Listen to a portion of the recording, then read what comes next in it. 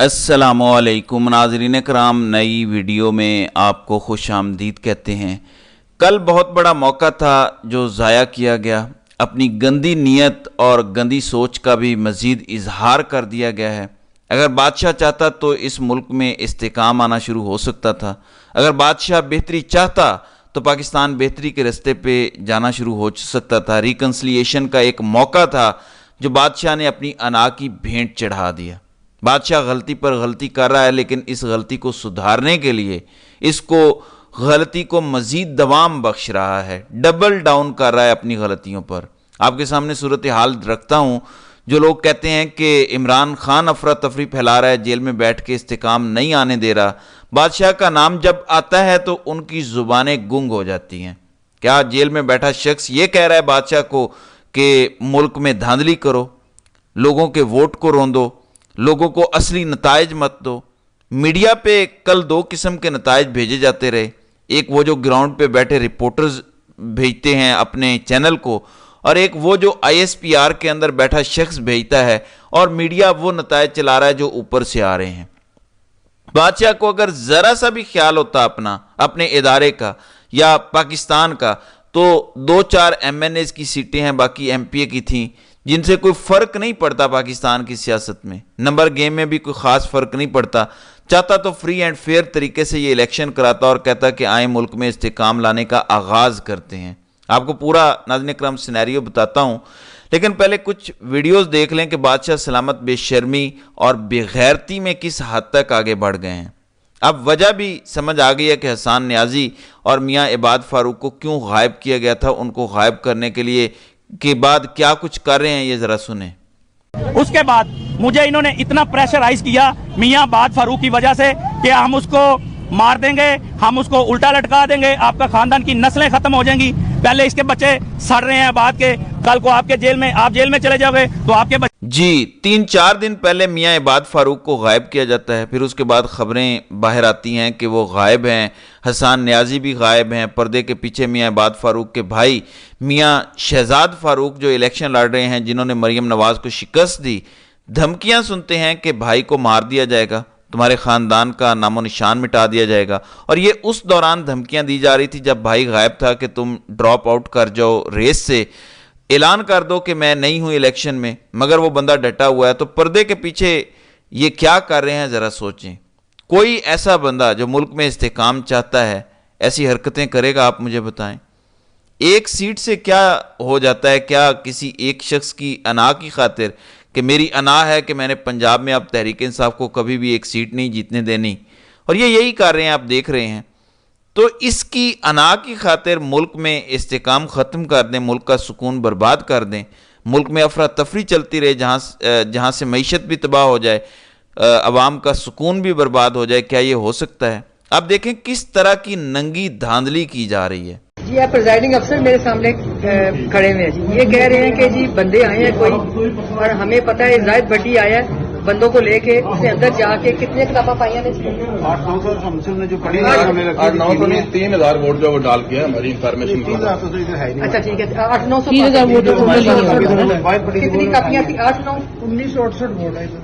और टोटल कितना डाला है इस वक्त आपके पास कितनी कापियां? बाहर से एक बंदा आया, टोटल उस जगह 1900 वोट थे, 800-900 वोट ऐसे ही डाल के चला गया। आप मुझे बताएं कि आम बंदा आए तो कोई ऐसा करने देगा? जाहिर है नामालूम अफराद साथ थे तो ऐसा हुआ। तो खुले आम धांधली हुई है। मज़ीद वीडियोस देखेंगे किस तरह सुबह से ही ट्रैक्टर पर मोरें लगी हुई हैं, और इस तरह से बादशाह ने इलेक्शन कराए हैं इस मुल्क में। इमरान खान को बार बार पैगाम भेजे जा रहे हैं कि मुल्क में इस्तेकाम आने दो, खामोश हो जाओ, डील कर लो, पीछे हट जाओ।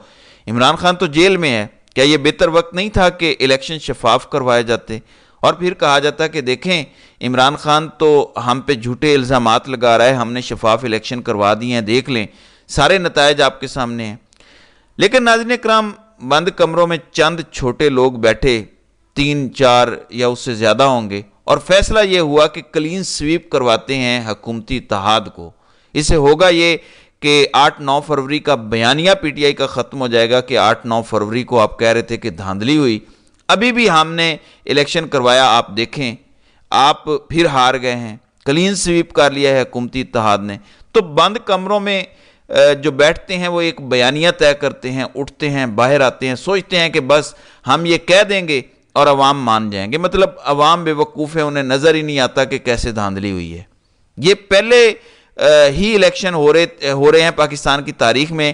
صبح ڈبے جب لے کر آئے تو پورے کی پوری کاپیاں اندر ڈالی ہوئی تھیں کہ جب تھیلوں میں ڈال کے لے جائیں گے تو اندر جا کے کاپیوں پر اپنی مرضی کے ٹھپے بعد میں لگائے جا سکیں. ڈبے تو بھرے ہی تھے، پوری کاپیاں بھی اندر ڈال دی گئیں ڈبوں میں پہلے ہی ایڈوانس میں. ایسے کبھی بھی نہیں ہوا. کم از کم اتنا کرتے تھے تردد کے خالی ڈبے دکھائے جاتے تھے، بعد میں وہ ڈبے رستے میں تبدیل ہوتے تھے. اس دفعہ صبح ڈبے بھرے، ویڈیوز موجود ہیں. اس کی بھی ایک ناظرین اکرام وجہ ہے. عوام کو توڑنے کے لیے تو یہ کر ہی رہے ہیں. ذرا سمجھیں اس سچویشن کو کہ کیوں کر رہے ہیں اتنا کھلا. عوام کو یہ بتا رہے ہیں کہ ہمارا کنٹرول ہے. مایوس کرنا چاہتے ہیں آپ کو، مجھے مایوس کرنا چاہتے ہیں کہ تم ووٹ ڈالو گے، کچھ نہیں ہونے والا. لیکن سب سے زیادہ جس بندے کو مایوس کرنا چاہتے ہیں اس کا نام عمران خان ہے، جو ڈٹا ہوا ہے. یہ چاہتے ہیں کہ یہ عمران خان کو یہ کہیں کہ دیکھو عدالتیں ہمارے کنٹرول میں، ہماری مرضی کے بغیر تم باہر نہیں آ سکتے. لیکن تم یہ دعوے کرتے ہو کہ عوام میرے ساتھ ہے اور وہ ووٹ دے گی اور ایک دن میں ووٹ کی طاقت سے باہر آ جاؤں گا. تو دیکھ لو ہم کتنے ننگے انداز میں دھاندلی کر رہے ہیں اور کوئی ہمارا کچھ نہیں اکھاڑ سکتا. میرے یا آپ جیسا شخص ناظرین اکرام ہو تو یقیناً ہم ٹوٹ جائیں کہ دیکھو عدالتیں ان کے کنٹرول میں، قاضی ان کے ساتھ ملا ہوا، عامر فاروق ان کے ساتھ ملا ہوا، میرے سارے کیسز انہیں کے سامنے، سکندر سلطان راجہ ان کا اپنا بندہ. ووٹ کبھی گنے نہیں جائیں گے بلکہ جو یہ طے کریں گے وہ نتیجہ آئے گا. تو کس امید پر میں لڑوں؟ ہمت ہار جاتا ہوں، ڈیل کرتا ہوں، باہر آ جاتا ہوں، بعد میں دیکھا جائے گا. وہ کہتے ہیں live to fight another day. یہ تھی نواز شریف کی سوچ، جس کا ہمیں بتایا گیا تھا کہ اس نے ڈیل اس لیے کی کہ so he can live to fight another day. وہ لندن چلا گیا، وہاں سے لڑائی کرے گا، پھر واپس آئے گا. یہ تھی سوچ ان کی. جبکہ عمران خان بھی یہ سوچ رہے تھے کہ ٹھیک ہے لیٹس گیٹ آؤٹ، باہر نکلتے ہیں، کچھ عرصے میں سارا ماحول تبدیل ہو جائے گا. جیل میں رکھ کے جو یہ کر سکتے میں وہ نہیں کر سکوں گا. لیکن عمران خان نے وہ رستہ چنا ہے کہ میں حق پہ کھڑا ہوں، میں ڈٹ کے کھڑا رہوں گا، جو کرنا ہے آپ کر لو. اس دوران بشرا بی بی کے ذریعے بھی ڈیل کی کوششیں کی گئیں، پیغامات بھجوائے گئے. اب درمیان میں لوگ کہہ رہے ہیں کہ کوئی سیاسی یا غیر سیاسی لوگ پڑے ہوئے ہیں. کوئی سابق لیفٹیننٹ جنرل پڑا ہوا ہے، محمد علی دورانی کا نام آ رہا ہے، مشاہد حسین سید کا نام ہے شاید، کہ کوشش کرتے ہیں کہ ہم تلخی کم کرائیں. تلخی اگر کم کروانی تھی تو کل کا دن تھا. کل اگر بادشاہ پیچھے ہٹ جاتا اور کہتا کہ کوئی نہیں، 20-21 سیٹوں کی بات ہے، شفاف الیکشن ہونے دو، اس سے ایک بیانیہ بن جاتا کہ ہم تو سیاست میں ہیں ہی نہیں. اور پھر عمران خان کو صرف ایک ہی پیغام بھیجنے کی ضرورت تھی کہ دیکھیں ہم نے شفاف الیکشن کروا دی ہیں، آپ کی پارٹی کلین سویپ کر گئی ہے، بات چیت شروع کرتے ہیں. آہستہ آہستہ معاملات سال ڈیڑھ سال میں طے ہو جائیں گے. ایک دم تو طے نہیں ہوں گے، لیکن بات چیت کا آغاز کرتے ہیں، دیکھتے ہیں کہ حالات کس طرف جاتے ہیں. اس طرح اپنی ایک جو ہے وہ ملک آگے بڑھتا، ایکسٹینشن بھی ہو جانی تھی. عمران خان کو آپ پر اعتماد ہوتا.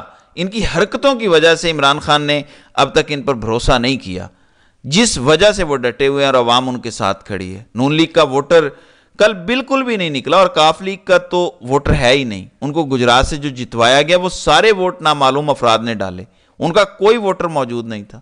اگر کوئی ووٹر ہے تو وہ پرویز الہی اور مونس الہی کا ہے. اب کاف لیگ اور شجاعت فیملی کا کوئی ووٹر نہیں ہے. کسی بھی گجرات کے بندے سے پوچھ لیں، آپ کو پتہ چل جائے گا. ایسی صورتحال میں جب نہ نون لیگ کا ووٹر نکلا نہ کاف لیگ کا ووٹر نکلا، اور اگر کوئی نکلا تو صرف پی ٹی آئی کا ووٹر نکلا، آپ نے ایسے نتائج تیار کیے اور پھر کہتے ہیں کہ حالات بہتر ہو جائیں گے.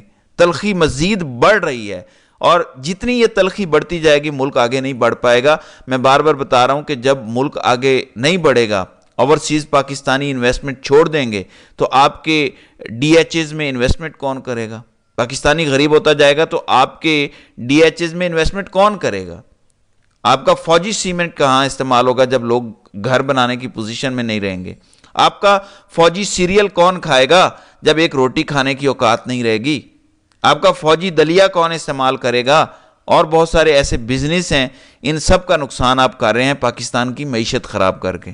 جتنی غربت بڑھے گی آپ کے اپنے سارے کاروبار ٹھپ ہوتے جائیں گے. نقصان آپ کا اپنا ہے. چلیں ملک کا نہیں اپنے کاروباروں کا سوچ لیں، ارب کے کاروبار انہی کے ہیں، سوچ لیں۔